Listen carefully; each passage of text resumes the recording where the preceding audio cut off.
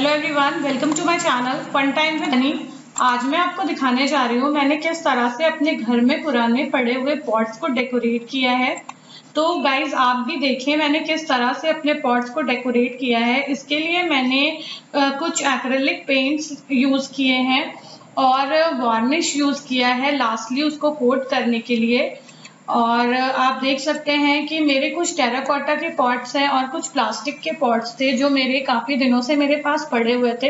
तो मैंने सोचा क्यों ना उनको डिज़ाइन करके कुछ अट्रैक्टिव बनाएं और अपने गार्डन में और अच्छा शो ऐड करें। तो इसलिए मैं जब आज बनाने जा रही थी तो मैंने सोचा आप लोगों के साथ भी ये वीडियो शेयर करूं।